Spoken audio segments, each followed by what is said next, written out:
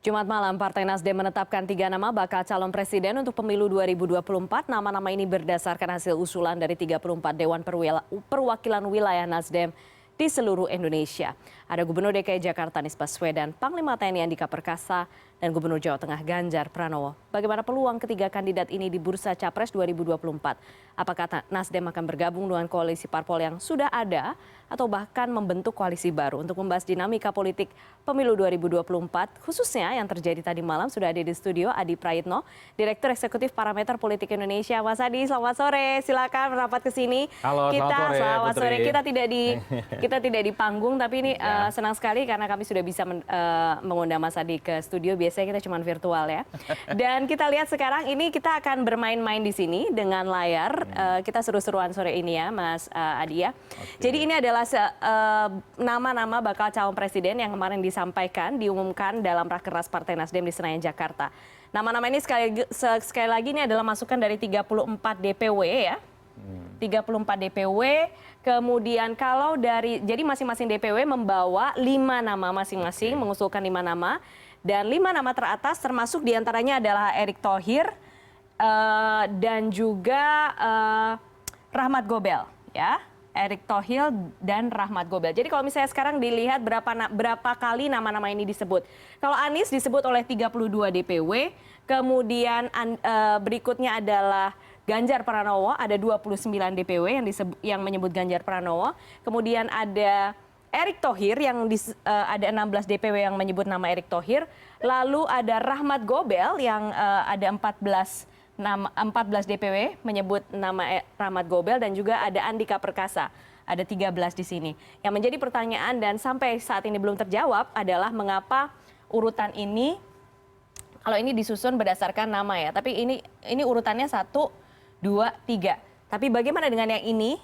Yang poinnya 16 ini. Ini menjadi pertanyaan dan sejauh ini belum dijawab, dan kemarin ketika wartawan media menanyakan kepada teman-teman di Nasdem juga belum bersedia menjawabnya gitu kira-kira Mas Adi. Jadi sepertinya memang ada dinamika yang terjadi di Senayan kemarin ya. Tapi sekarang kita lihat kalau misalnya ini nama-nama yang sudah diajukan oleh Partai Nasdem, apa untungnya atau ada tidak keuntungan dari Nasdem yang sudah mengumumkan nama bakal capres mereka? Ya, saya kira keuntungannya jelas ya, Putri. Ada 2 hal. Pertama, Nasdem itu kan sebenarnya ingin menciptakan momentum politik. Ya. Di tengah konfigurasi politik yang sebenarnya sudah mulai terlihat mengerucut. Tapi masih malu-malu semua. Betul, misalnya ada KIB, kemudian kita misalnya munculkan lagi adalah faksinya PDIP, entah maju sendiri ataupun berkoalisi dengan yang lain, ini sudah 2 model koalisi ya. Bahkan dalam waktu dekat katanya juga akan ada pengumuman koalisi yang sudah dibangun hasil dari cinta segitiga yang dilakukan secara rahasia oleh PKS ya, oleh Demokrat dan PKB. Kan mereka sudah mengklaim. Nasdem ini sebenarnya ingin menciptakan momentum politik di mana Nasdem sangat siap menjadi poros politik sendiri untuk 2024. Tentu ini kabar baik. Itu artinya nanti 2024 minimal menunya tidak 2 porsi, tapi ada 3 ataupun ada 4 ya. Dan ini dengan Nasdem yang mengumumkan bakal capresnya di awal-awal ini kan pertama kali kan mereka partai politik yang mengumumkan baca capresnya. Betul-betul menguntungkan untuk Nasdem. Katakanlah begini, kita misalnya bicara tentang Anies Baswedan yang non parpol ya. Anies Baswedan non parpol, kalau Pak Andika kita TNI, kemudian kalau Pak Ganjar Pranowo sudah beberapa kali mengatakan saya tegak lurus, tadi sudah dijawab tidak mungkin lah gitu ya. Kotelnya akan ke Nasdem secara full kalau misalnya sekarang Nasdem mengatakan menunjuk Anies Baswedan? Oh iya, itu yang saya sebut keuntungan yang kedua. Kalau tadi momentum, sekarang keuntungan yang kedua. Nasdem itu berharap bahwa basis pemilih atau yang terafiliasi ingin mendukung Anies untuk 2024 itu otomatis akan migrasi. Per hari ini misalnya ada statement dari relawan pemenangnya Anies dari kalangan milenial akan mendukung siapapun partai politik yang memberikan karpet kepada Anies untuk 2024. Per hari ini itu sudah mulai kelihatan muncul, Putri. Artinya apa? Kalau kita split misalnya pemilih Ganjar sekalipun, itu kan tidak semuanya terafiliasi dengan PDIP. Misalnya banyak basis pemilih non itu, tapi karena suka Ganjar maka kemudian dia terkonfirmasi dalam beberapa survei. Termasuk pemilih Andika yang sampai saat ini sebenarnya tidak terlampau kelihatan bagaimana migrasi masih malu-malu politik. Kan? Betul. Masih malu-malu. Makanya itu yang sebenarnya. Kenapa Nasdem ngomong di awal berharap bahwa basis pemilih Anies, kemudian Andika, kemudian Ganjar, itu secara otomatis hijrah perlahan untuk mendukung Nasdem. Makanya ini adalah strategi yang sebenarnya tidak terlampau lazim di Indonesia. Curi start ya? Bukan curi start, karena ada kecenderungan soal konfigurasi politik kita ini kan cari perahu dulu. KIB itu cari perahu dulu. Ya? Kemudian cinta segitiga PKS Demokrat sama PKB juga sediakan dulu. Nah, Nasdem sepertinya membaca peluang. Di kecenderungan pemilih kita itu ada yang disebut dengan figur heavy ya, di mana memang pemilih kita itu bukan yang dilihat partainya, tapi kira-kira figur apa yang kemudian terafiliasi, yang kemudian menjadikan preferensi pilihan politik nanti di 2024. Dan kalau kita bicara pilpres kan memang figur yang dilihat kan? Betul, dan figur itu yang ditangkap sebenarnya oleh Nasdem, makanya munculkan dulu capresnya, nanti baru kemudian cari perahunya, kan itu ceritanya. Baik, kita lihat sekarang ini dia, kita main konfigurasi ya, simulasi capres-cawapres 2024 ala Adi Prayitno nih. Kita lihat ya. Kita lihat kalau misalnya yang paling memungkinkan, katakanlah ini kita bicara soal baca pres yang pertama. Anies Baswedan. Itu paling memungkinkan dengan siapa? Katakanlah kalau kita bicara figur ya, Katakanlah ini sudah dengan Pak Anies, sudah dengan Nasdem, katakan begitu. Jadi yang paling memungkinkan dengan siapa? Ya sebenarnya potensinya. Komposisi ini masuk ya, tapi yang paling realistis misalnya dengan Sandi, dengan Ridwan Kamil. Ini sama ini paling realistis menurut Anda? Kenapa realistis? Satu, Ridwan Kamil itu relatif juga muncul di survei. Sampai saat ini masuk 6 besar. Begitupun kalau mau agak sedikit realistis dengan Sandiaga Uno. Karena Sandiaga Uno berpasangan dengan siapapun, dia memberikan insentif politik secara elektoral. Cuman kan kalau Sandi, kenapa tidak disebut pertama? Karena dia terhalang oleh Prabowo Subianto yang kemudian difatwa wajib hukumnya oleh Gerindra untuk menjadi capres. Kecuali Sandi misalnya berani lompat pagar, keluar dari Gerindra ingin mendampingi Anies. Atau dengan catatan Prabowo nggak maju kembali. Untuk Pilpres dan mendukung Sandi. Dan merelakan gitu ya. Betul, tapi kok rasa-rasanya Prabowo agak sulit untuk diprediksi maju atau tidak untuk 2024. Karena ya the one and only yang kemudian bisa membesarkan Gerindra saat ini adalah figur Prabowo Subianto, bukan yang lain. Saya tidak menyebut Puan, karena memang basis pemilih Puan dengan Anies berbeda. Sangat berbeda. Kalau diumumkan di depan publik mungkin manis sebagai upaya untuk menghilangkan polarisasi. Gitu ya? Betul, manis diomongin, tapi pada basis pemilihnya ini sama-sama hilang. Jadi dalam beberapa simulasi yang kita lakukan, Putri, kalau Anies disandingkan dengan Puan, basis pemilih Puan itu kabur, basis pemilih Anies juga kabur. Justru tidak menguntungkan ya? Tidak menguntungkan. Paling realistis dengan Ridwan Kamil, Sandiaga Uno, yang terakhir Mbak Susi ya. Tapi Mbak Susi ini tidak muncul dalam survei. Betul. Mbak Susi, Ibu Susi, kok saya ikut jadi Mbak Susi. Ibu Susi munculnya di survei di Cawapres ya, nama-nama untuk Cawapres. Bagaimana dengan sisi ini? Sisi ini kalau misalnya dengan yang paling mungkin dengan Pak Anies, misalnya dengan AHY. Nah, kalau dengan AHY masih ada titik singgung yang kemudian bisa dijelaskan. Satu, semangatnya sama-sama ingin menghilangkan dominasi kubu pemerintah. Suka tidak suka, AHY itu diproyeksikan sebagai capres, tapi kalau ada partner yang kemungkinan bisa memberikan satu proporsi politik untuk 2024, apalagi ingin melawan kubu pemerintah, maka pilihannya adalah berpasangan dengan Anies Baswedan. Tapi kan begini, kalau kita melihat rata-rata juga Bu Hevo juga masuk karena dia representasi dianggap sebagai perwakilan capres ataupun capres perempuan yang dianggap potensial. Tapi kan sebenarnya simulasi-simulasi ini tidak penting sebenarnya, Putri. Karena the end of the day-nya partai itu akan realistis. Perahu mana yang menyediakan dan negosiasi politik apa yang terjadi. Jangan-jangan nanti misalnya Anies kemudian dilamar oleh Koalisi Indonesia Bersatu. Maka opsinya di situ ada Pak Erlangga. Kalau misalnya kita masih belum bisa bahas untuk simulasi Capres-Cawapres, kita bahas simulasi partainya aja sekarang yang memungkinkan untuk berkoalisi. Tapi nanti balik lagi ya ke simulasi Capres-Cawapres. Saya penasaran. Yang paling mungkin, ini kan kalau misalnya yang besar ini tuh 19,33 kalau tidak salah. Saya ada contekan di sini, 19,33. Kemudian Gerindra 12,57. Kemudian Golkar 12,31. Lalu PKB 9,69. Misalnya begini. Nasdem sendiri ada 905 ya, 905. Jadi untuk informasi Anda, jadi untuk presidential threshold tahun 2024, patokan yang digunakan adalah perolehan parlemen di tahun 2019 ya, karena pemilunya bersamaan. Jadi patokannya itu. Jadi untuk memajukan nama calon presiden, beberapa partai atau seluruh partai memang harus berkoalisi gitu ya. Oke, kita lihat ini yang paling mungkin berkoalisi. Kalau tadi yang cinta segitiga itu mana aja? Cinta segitiga itu ada PKB, ya. Ada kemudian Demokrat dan PKS. Ya. Oke, PKS ya. Oke, bisakah Nasdem kemudian menjadi motor dari koalisi ini menurut Tergantung Anda? tawaran politik yang disampaikan kepada tiga partai ini. Cuman kalau melihat suasana batin yang ada saat ini, Putri, maka sebenarnya yang paling mungkin bergabung dengan Nasdem itu adalah Demokrat, kemudian ada PKS. Kan semangatnya dua partai ini adalah menghilangkan dan mengalahkan dominasi PDIP. Apalagi misalnya ada titik singgung.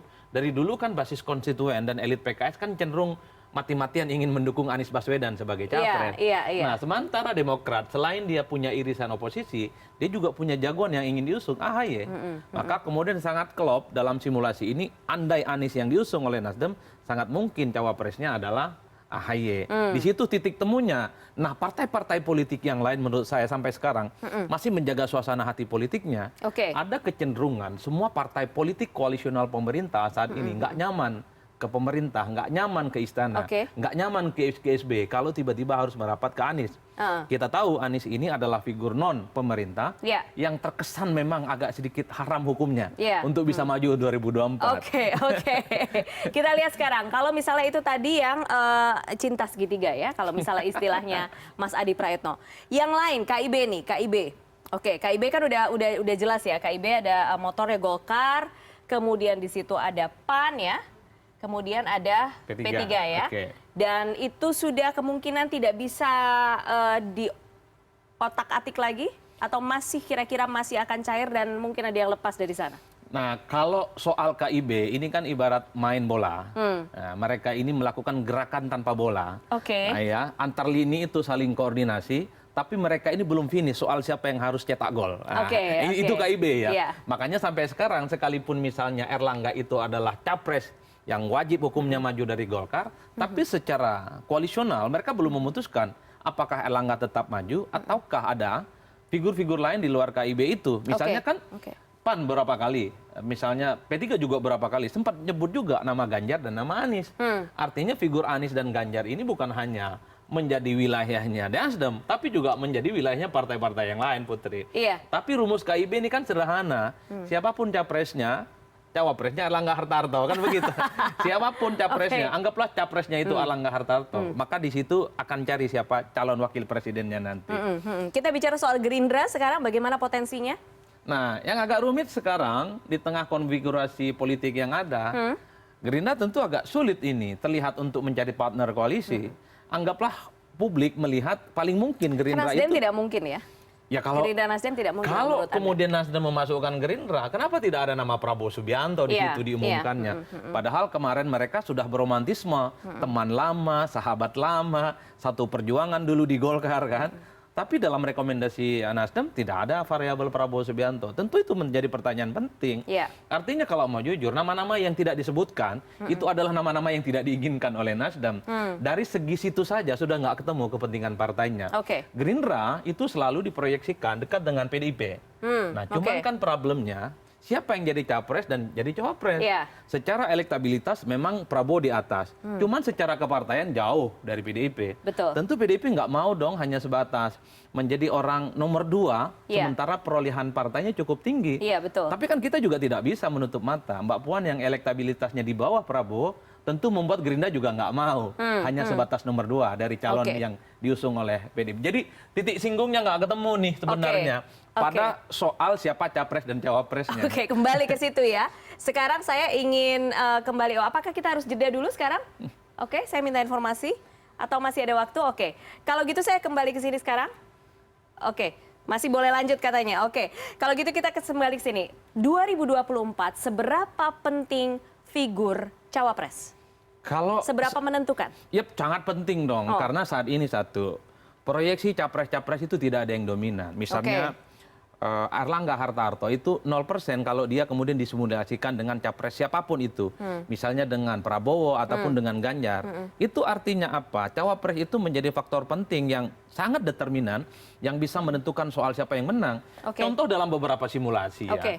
Kalau misalnya namanya Ganjar disimulasikan dengan Erlangga Hartarto itu nggak terlampau kuat. Dan dia bisa kesalip misalnya ketika Anies berpasangan dengan AHY. Itu bisa disalip dan kalah. Tapi kalau kemudian Anies misalnya dia berpasangan dengan Mbak Puan, itu juga bisa kalah kalau Ganjar kemudian berpasangan dengan Sandi. Artinya apa? Elektabilitas capres saat ini, misalnya Prabowo, kemudian Ganjar dan Anies, ini kan tidak mengunci kebenangan. Secara psikologis mereka masih di bawah 30%. Kalau elektabilitas mereka ada yang di angka 40 atau 45%, Putri, ini agak sedikit confident. Jadi dengan teh botol sekalipun bisa menang itu capresnya. Tapi kalau elektabilitas capres masih di bawah 30%, maka variabel penentunya adalah cawapres. Tapi cawapresnya pun tidak harus kaleng-kaleng. Tapi cawapres yang memiliki elektabilitas yang cukup bagus. Dalam beberapa simulasi survei, capres yang nomor pertama yang paling unggul itu adalah Sandiaga Uno. Cawapres ya? Cawapres. Kemudian ada Ridwan Kamil, ada kemudian AHY. Jadi tiga orang itu memang diproyeksikan sebagai top 3, di mana sebagai cawapres yang memberikan dampak elektoral kepada siapapun dia berpasangan nantinya di 2024. Jadi sampai saat ini kalau mau jujur rata-rata belum ada capres yang confident dengan teh botol sekalipun dia akan menang. Kita masih akan membahas ini nanti setelah jeda, tetap bersama kami di CNN Indonesia.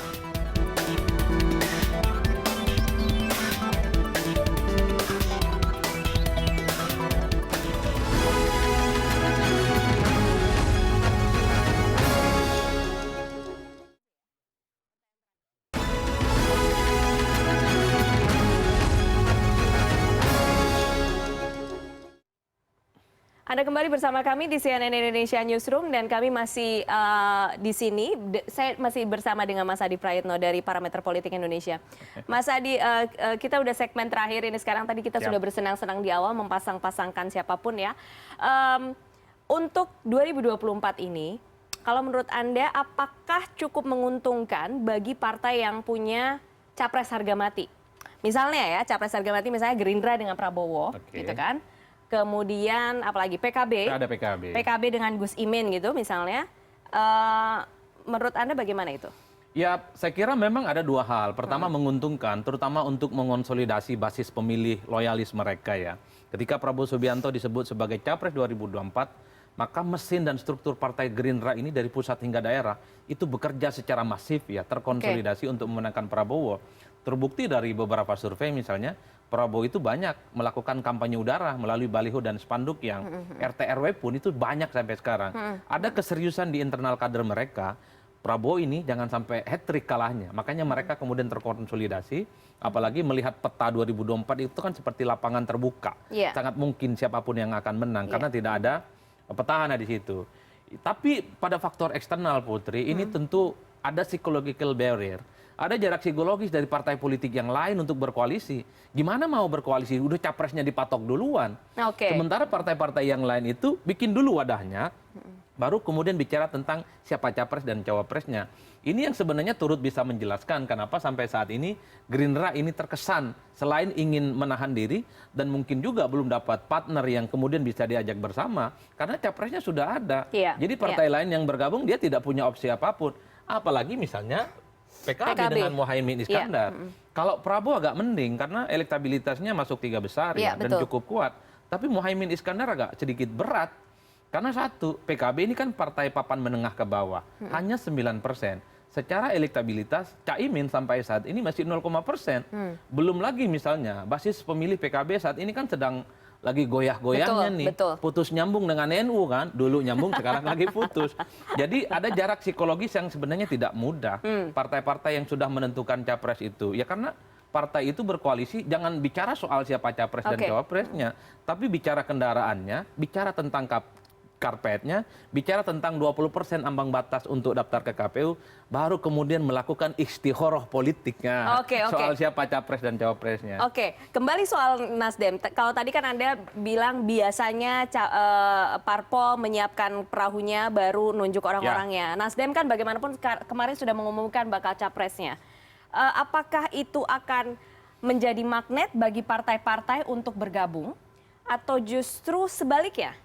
Kalau menurut Anda bagaimana? Dengan nama-nama yang tadi? Oh iya, Kan begini, partai ini sebenarnya masih berhitung. Sebenarnya Nasdem itu ingin serius ngusung siapa? Kan nggak mungkin tiga-tiganya. Iya, makanya mungkin memang masih berhitung juga, makanya disebut 3 dulu, belum menjadi 1 kan? Kalaupun toh 2 ingin dipasangkan antara Anies dan Ganjar, partainya tidak cukup. Iya. Kan itu yang sebenarnya membuat Nasdem juga rumit dengan pilihan ini. Tapi setidaknya kalau Nasdem misalnya serius mendukung Anies Baswedan, minimal bisa meyakinkan PKS ya, yang punya titik singgung yang sama. Oke. Ya, bisa meyakinkan PKS dan Demokrat yang memiliki suasana batin yang sama. Anies elektabilitasnya bagus, ada AHY yang disodorkan, dan sangat mungkin mereka itu bisa melawan siapapun nantinya yang diusung oleh kubu pemerintah. Oke.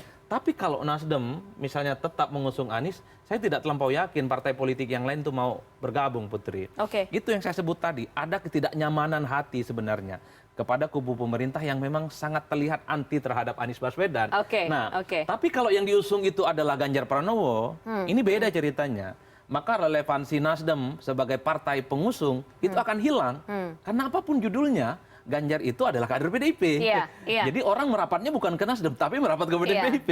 Kan itu penting variabel-variabelnya untuk dilihat secara utuh. Betul. Kalau Nasdem serius memperjuangkan Andika Perkasa, partai yang lain, Nah, itu non-koalisional dia. pemerintah ataupun partai pemerintah, berhitung. Karena sampai saat ini Andika itu elektabilitasnya memang masih di bawah. Bahwa Andika sudah mulai muncul di survei, ya. Tapi belum naik secara signifikan.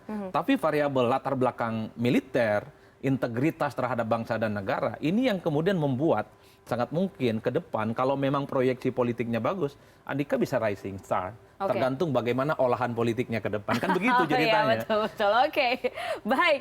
Itu dia. Kita nanti masih menantikan tentu saja ini beberapa analisis dari Mas Adi Praetno. Terima kasih sore hari ini sudah hadir. Siap, Putri. Yang pasti pekan depan ada informasi juga, ada 1 partai politik yang akan datang ke DPP Nasdem di gondang dia gitu ya. Kita lihat siapa, apakah bagian dari cinta segitiga itu tadi atau yang lain. Baik, Mas Adi Praetno, terima kasih banyak sore hari ini sudah bergabung, dan informasi terkini lainnya kami hadirkan sesaat lagi. Terima kasih ya. Makasih Putri ya. Thank you.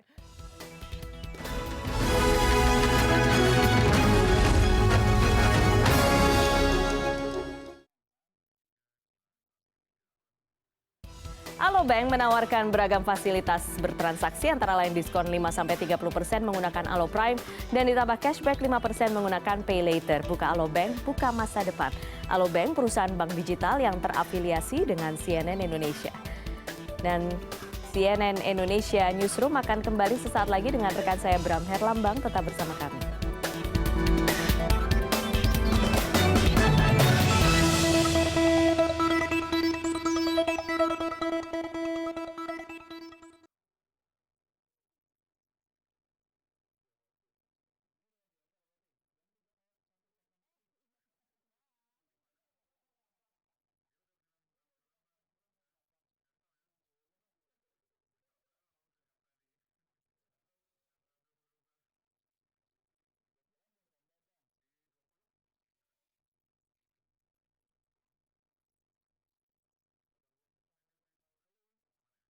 Siap.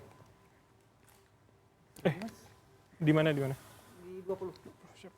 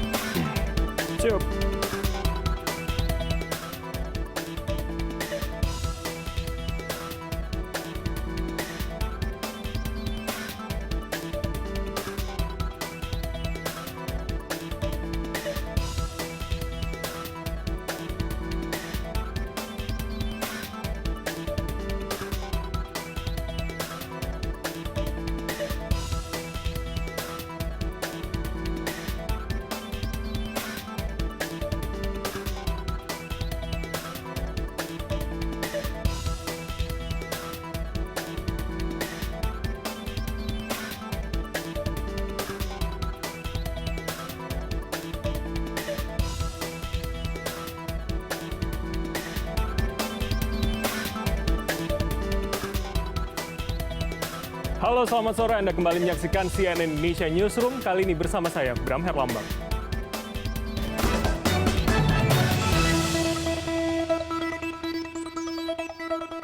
Puluhan hewan ternak di Pandeglang positif terinfeksi penyakit mulut dan juga kuku. Sementara itu di Situbondo, Jawa Timur menjelang Idul Adha, 3 pasar hewan ditutup setelah PMK mewabah di wilayah itu.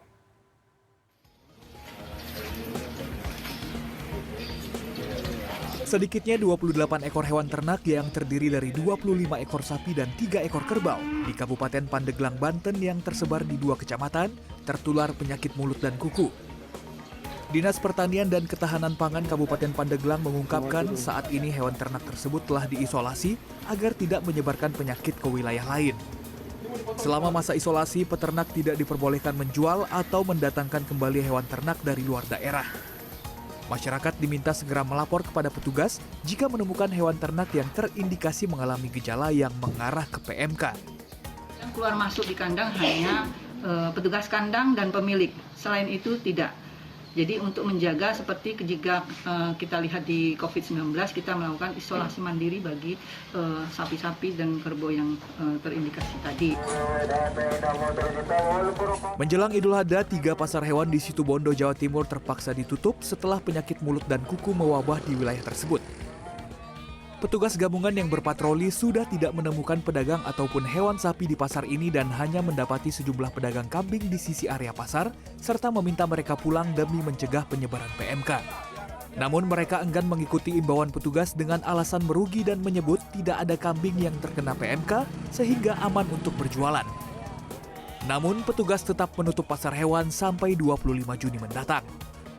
Ya, bisa rugi. Saya minta maaf dulu. Kalau kambing tidak ada penyakitnya, soalnya ya. Kalau sapi ya ada penyakit. Tapi enggak, dia terpaksa pulang ya saya rugi ya. Bagaimana ya? Ditutup sementara.